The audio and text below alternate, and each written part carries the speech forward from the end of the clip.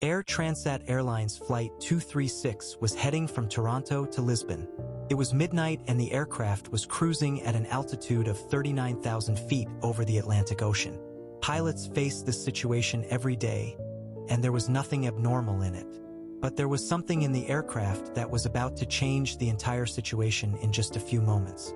Here, let me tell you that even from an altitude of 39,000 feet above the Atlantic Ocean, the ground is not visible far and wide.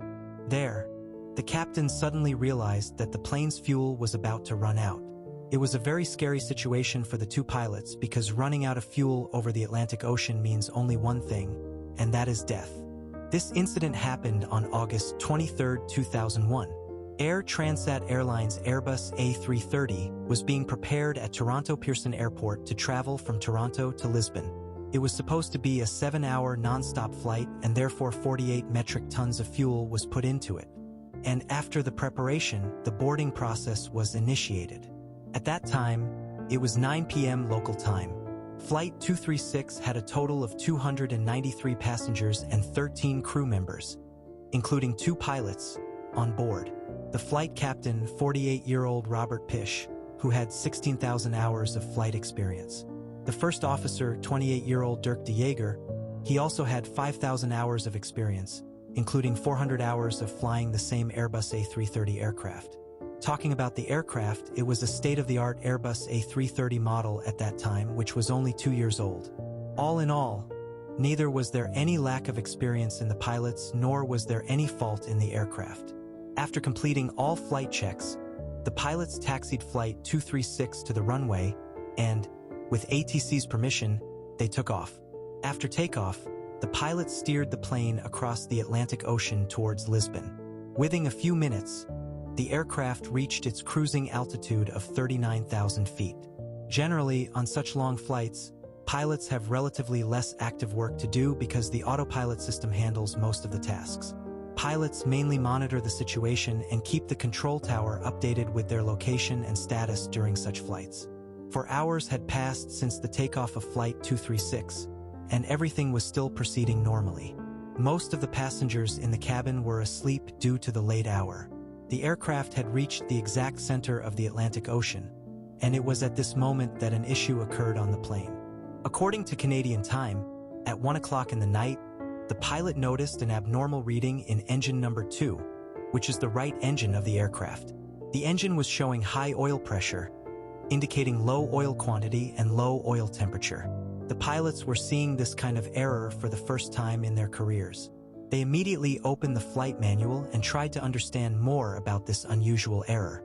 Normally, as the aircraft operates, the oil temperature increases with time.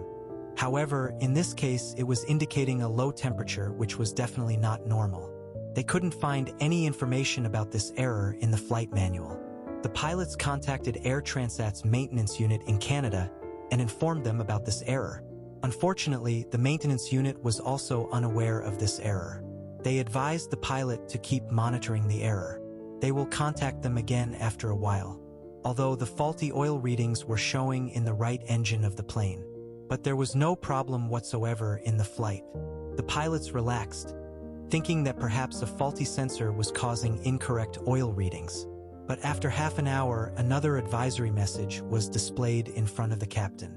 This message was not related to oil but related to fuel. The fuel of commercial airlines is equally distributed in their wings, and it was noticed that the 2 wings of Flight 236 do not have the same amount of fuel. The quantity of fuel in the right wing was less than that of the left. Now, this issue wouldn't normally be considered so serious, because this issue could be fixed during the flight itself.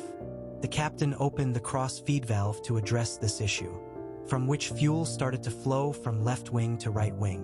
And within minutes, the fuel quantity in both wings had become equal again. Just 10 minutes later, the captain started receiving a low fuel warning. This was the kind of issue no pilot wants to face, especially on a plane full of passengers. The pilot noticed that the fuel in the right wing had decreased again. And now, even when combining the fuel from both wings, there wasn't enough to reach Lisbon. This time, the matter had become serious. There were very limited options available for diverting the plane in the middle of the Atlantic Ocean. Actually, they had only one option, and that was Azores Island. These islands are part of Portuguese territory in the Atlantic Ocean, where there is an airport on the island named Terceira. The captain contacted Santa Maria ATC in the first place and informed them that they were going to land at that airport due to fuel shortage. But the pilot still wasn't sure whether they would be able to reach that airport or if they might have to land in the ocean. At that time, the aircraft had approximately 7 tons of fuel left, which is around 7,000 kilograms. While it might seem like a lot, in reality it was only around 6% of the A330's fuel capacity. And that too was diminishing rapidly. But the question is, why was the fuel getting low in the first place? Was there another faulty sensor giving incorrect readings this time? Or was there actually a fuel shortage? A decrease in fuel can only occur in one situation. There might be a fuel leak happening somewhere. To find out, the captain gave instructions to the flight crew to go and monitor the trailing edge of the wing. If there is a fuel leak, then surely there will be an indication from there, but due to the darkness, the crew could not find any such indication. Now, the condition was that 1 ton of fuel was depleting every 5 minutes. Now it is clear to the captain that the fuel is leaking from somewhere. They now had only 25 minutes worth of fuel left. During this time, it was not even possible to reach Terceira Airport. Meanwhile, the captain and first officer were continuously in contact with the maintenance unit and ATC. The maintenance unit gave instructions to the captain to descend the aircraft from 39,000 to 20,000 feet to confirm the fuel leakage. But the captain declined to do so, as they believed that even if the fuel leakage was confirmed, it wouldn't be possible to ascend the aircraft back up. At least they still have the option of gliding at 39,000 feet for now. In the next few minutes, all doubts were dispelled when a fire erupted in the right engine of the aircraft. Upon seeing this, panic spread throughout the aircraft, and the clouds of fear swept away the tranquility of passengers who had been peacefully asleep. The aircraft now had about 4.5 tons of fuel left and only one engine remaining. With just one engine, it was not possible to continue cruising, so a gradual descent in altitude began. On the other hand, emergency was declared at Terceira Airport. Fire trucks and emergency crews initiated their preparations to handle any kind of situation. The aircraft, which was still 240 kilometers away from Terceira Airport, now had only 600 kilograms of fuel remaining. In the meantime, what was feared happened because the left engine caught fire due to running at full thrust, and now Flight 236 began gliding over the Atlantic Ocean without engines. Here, the captain's decision not to drop the aircraft to 20,000 feet proved to be absolutely correct. Due to the shutdown of both the engines, it is now dark inside the plane because the electrical system of the plane also runs due to the engine. Fortunately, the automatic turbine of the plane came out, which generates only enough electricity from the airspeed to power the important equipments of the cockpit. Now, Terceira Airport was 120 kilometers away, and the aircraft had descended to 30,000 feet. And the captain had to cross this distance only by gliding. The darkness and pin-drop silence in the passenger cabin had created an atmosphere of fear, such silence that perhaps signaled an impending disaster. The worst-case scenario was that if the aircraft couldn't reach the airport, it would have to land in the ocean. For this reason, the crew began preparing the passengers for a potential water landing. Landing in the ocean is dangerous in every way, because even if the passengers survive the impact, they may drown in the water, and if they do not drown in the water, they may die of hypothermia due to the cold water. Now, normally, it is very difficult to glide a passenger plane without engines. Everything was dependent on the plane's pitch control, which the pilot was manually controlling using the stick. The altitude of the plane was dropping at the rate of 2,000 feet per minute, which means that in the next 15 minutes, the plane will either reach the airport or end up in the ocean. When the distance of the plane was 15 kilometers from Terceira Airport, its altitude was 13,000 feet. And normally, at such a distance, the altitude should be around 3,000 feet. Now, if the pilot lowers his altitude by performing a nosedive, the speed of the plane will be very fast, and in this situation the possibility of crash landing is very high. That's why the pilot decided to perform a 360 degrees turn right there. Once the turn was completed, the distance from the airport remained the same, while the altitude had dropped to 5,000 feet. This altitude was still high but not high enough to make another 360 degrees rotation. Therefore, the pilot aligned the plane's position with the runway and executed a series of S-turns.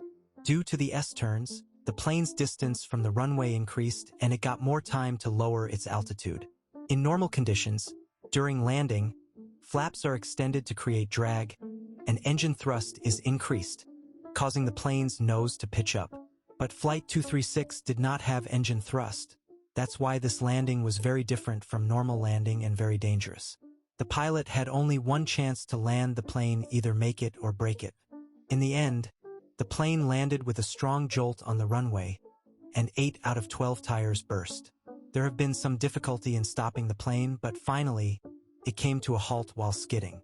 As soon as the plane stopped, a fire broke out in its landing gear, which was immediately controlled by the airport crew.